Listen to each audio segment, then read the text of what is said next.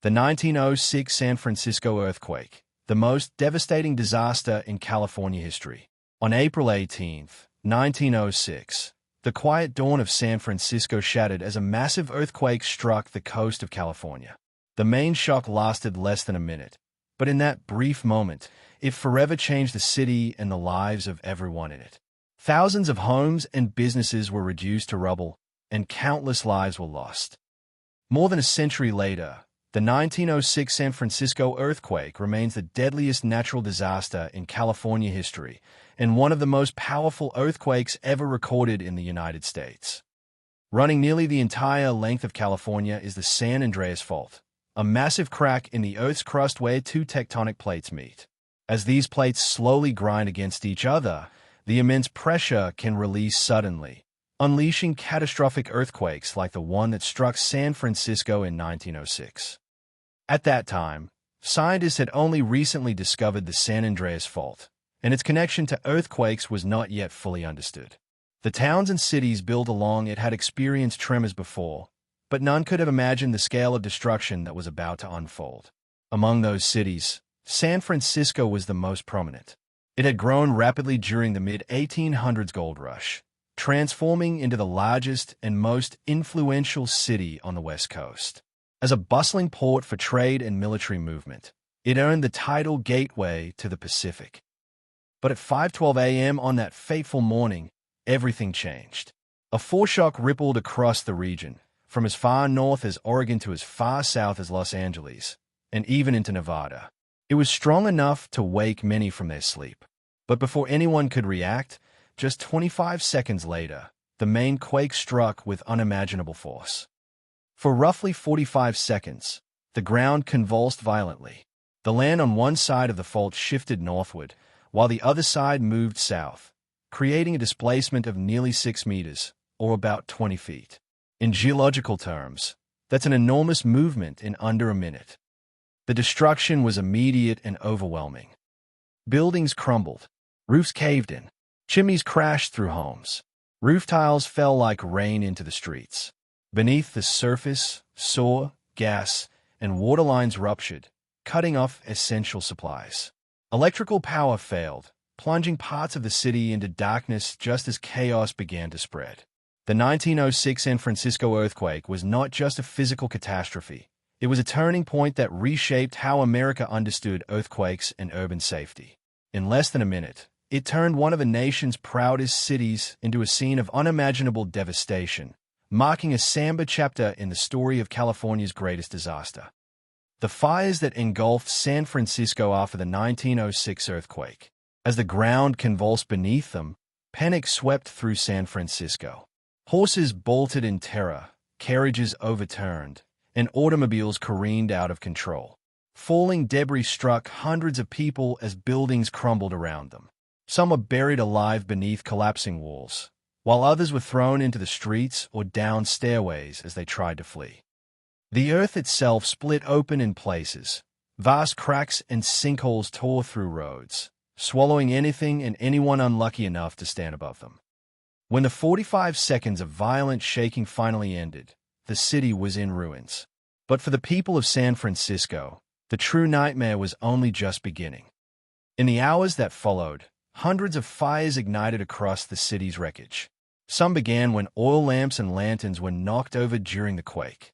Others erupted as ruptured gas lines leaked into shattered buildings, exploding when survivors lit candles or tried to cook amid the chaos. One of the most infamous blazes started innocently enough.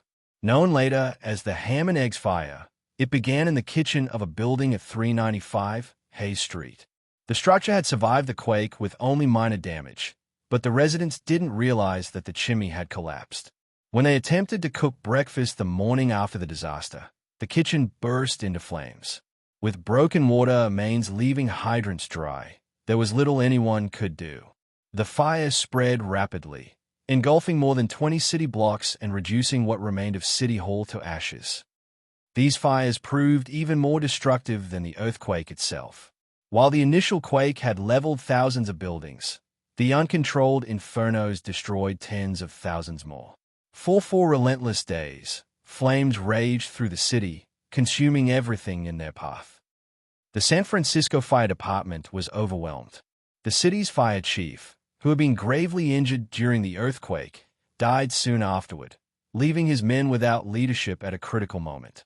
Roads were blocked or destroyed, making it nearly impossible for engines and crews to reach burning districts. And even when firefighters arrived, they faced an impossible battle. The water mains had shattered, leaving them with no supply to fight the flames. San Francisco, once the proud gateway to the Pacific, was now a city of fire, smoke, and ruin. The earthquake had set the stage, but the fires would complete the destruction, turning this event into one of the greatest disasters in California's history. Chaos, desperation, and the fight to survive. The aftermath of the 1906 San Francisco earthquake. As the infernos raged through San Francisco, desperate efforts were made to stop the city from being completely consumed by fire. Dynamite was used to demolish damaged buildings in hopes of creating firebreaks that could halt the spread of flames. But the firefighters and volunteers were largely untrained in using explosives this way. Instead of containing the blaze, their actions sometimes ignited new fires, worsening the destruction they were trying to prevent. Not all the flames came from rescue efforts. In the chaos, residents of quake-damaged homes sometimes accidentally sparked fires while cooking or trying to stay warm amid the devastation. Others, however, set their houses ablaze on purpose. At the time, insurance policies covered fire damage but not earthquake damage, a cruel technicality that drove some desperate homeowners to burn their already ruined properties in hopes of receiving compensation. It was an act of despair born from catastrophe. Meanwhile, as law enforcement struggled to maintain order, looting became rampant. With shops and warehouses shattered open, some people saw opportunity amidst tragedy, taking valuables from destroyed buildings. The response was swift and severe. Many looters were captured, and some were even shot dead on sight. Recognizing the scale of the disaster, the U.S. Army was quickly deployed to restore order and assist the city. Soldiers worked tirelessly, helping to evacuate survivors from danger zones, guard businesses from further theft, and distribute scarce food and water supplies. They set up temporary camps in parks and open spaces, which soon filled with thousands of displaced residents seeking shelter. Half of San Francisco's population was now homeless, surviving under makeshift tents, tarps, or scraps of wood. The army began constructing wooden shelters to house families, and soup kitchens were opened across the devastated city, serving meals to hundreds of thousands of people.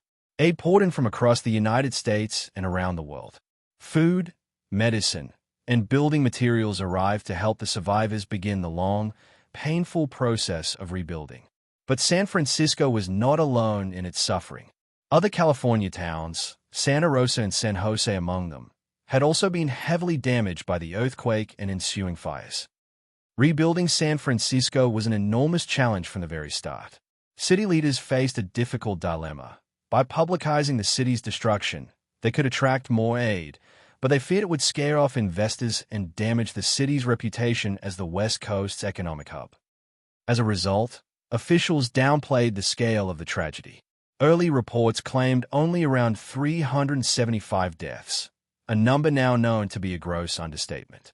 In reality, historians estimate that nearly 3,000 people lost their lives in the 1906 San Francisco earthquake, with more than 30,000 buildings either destroyed or severely damaged by the quake and fires that followed. It was a catastrophe so vast that it reshaped not only a city, but also how a nation thought about nature's power, human resilience, and the need for preparedness in the face of disaster. Rebuilding San Francisco, lessons from the 1906 earthquake. Rebuilding a city reduced to ashes was no small task. Many survivors who found refuge in emergency camps and temporary shelters would remain there for years, as San Francisco slowly began to rise from the rubble. It took nearly a decade of relentless effort for the city to regain something close to its former glory. Reconstruction wasn't just about rebuilding what was lost. It was about building smarter. Strict new building codes and safety standards were introduced to ensure that future structures could better withstand the next major quake, whenever it might strike. But recovery came at a cost. During those years, San Francisco struggled to compete. Trade routes and business opportunities that once fueled the city's prosperity began shifting southward to Los Angeles, which soon overtook San Francisco as California's largest city. Despite that setback, the 1906 San Francisco earthquake became a turning point in scientific understanding. It was among the first major disasters ever captured on film, allowing researchers to study the destruction in unprecedented detail.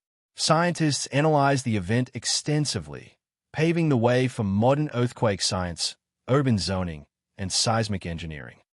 These lessons reshaped how cities were planned, not only in California but around the world. From new construction techniques to advanced monitoring systems, the tragedy of 1906 gave rise to knowledge that continues to save lives today. More than a century later, San Francisco stands as a symbol of resilience and rebirth. Though no longer the largest city in California, it remains one of the most iconic and vibrant cities in the United States. Modern buildings are now engineered to resist seismic shocks, and every year, more structures are reinforced to endure what nature might bring. Experts agree that another major earthquake is inevitable. Smaller tremors occur regularly, serving as constant reminders of the San Andreas Fault below. Seismologists still await what they call the big one. It cannot be prevented, and it cannot be precisely predicted, but thanks to the hard-earned lessons of 1906, San Francisco is far better prepared to face it. The 1906 San Francisco earthquake was not just a disaster, it was a defining moment in California's history, a story of unimaginable loss, enduring strength, and the unstoppable spirit of a city that refused to die. If you found this story of resilience and rebirth fascinating, don't forget to like this video, subscribe to History Love, and turn on notifications for more incredible stories from the past that shape the world we live in today. Share your thoughts below. Do you think San Francisco is ready for the big one?